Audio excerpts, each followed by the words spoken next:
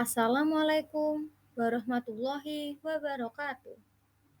Halo, perkenalkan namaku Aulia Salsabila dan Yahya dari Prodi Sistem Informasi kelas 2021B.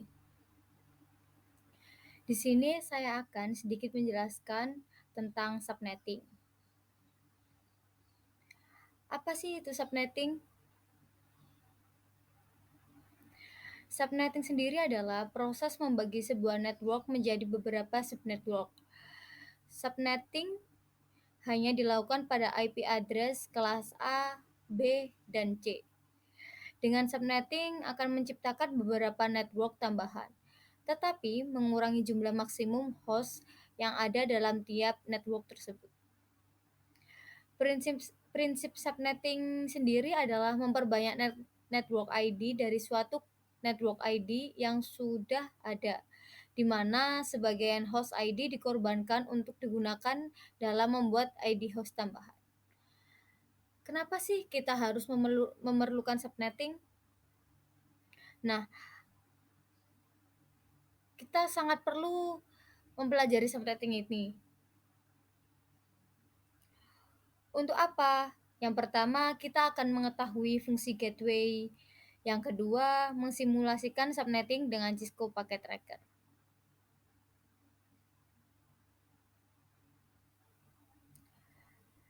Lalu tujuan dari subnetting. Yang pertama, membagi satu kelas network atas sejumlah subnetwork dengan arti membagi suatu kelas jaringan menjadi bagian-bagian yang lebih kecil. Yang kedua, meningkatkan security dan mengurangi terjadinya kongesti atau penimbunan akibat terlalu banyak host dalam suatu network. Yang ketiga, untuk mengatasi masalah perbedaan hardware dengan topologi fisik jaringan.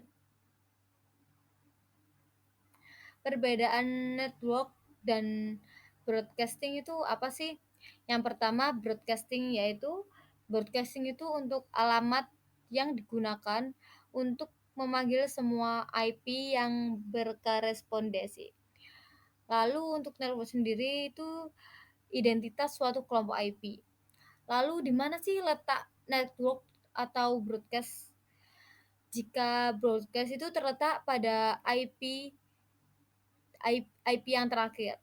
Lalu untuk network sendiri terletak pada IP pertama dari kelompok tersebut. Ini saya akan menjelaskan bagaimana sih cara menggunakan Cisco Packet Tracker. Yang pertama, kita pilih dulu berapa PC yang akan kita pakai. Di sini saya sendiri akan memakai 2 PC. Lalu bagaimana menggabungkan antara 2 PC ini? Di sini kita memakai switch. Saya memakai switch ya. Untuk mengirimkan dari PC 0 ke PC 1. Lalu kita isi dulu IP address dari PC 0. Di sini saya memakai IP address kelas C.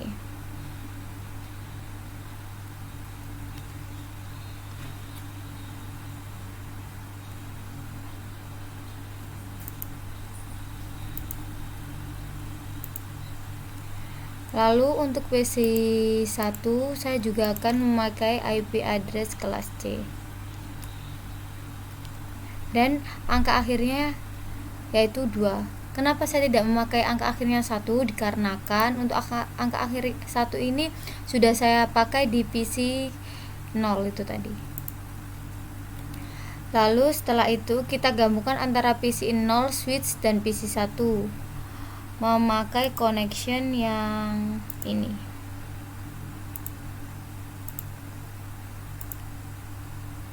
Pilih Gigabyte Ethernet 1. Lalu dari sini kita juga sambungkan ke PC 1. Lalu bagaimana cara mengirim pesan dari PC 0 ke PC 1? Kita klik ini lalu command prompt. kita tulis ping, lalu ini klik pesannya ini dari sini ke sini, maka ternyata di sini tulisannya violet, berarti ada kesalahan.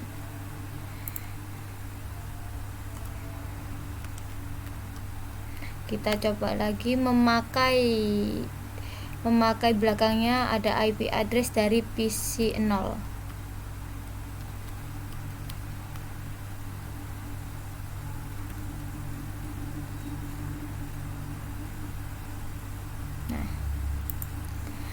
Coba kita kirim pesan lagi dari sini ke sini. Lah, jika sudah tertulis successful di sini, kita bisa mengeklik simulation. Lalu klik start. Nah, jika sudah begini, berarti pesan dari PC 0 ke PC 1 sudah terkirim dan hasilnya sukses.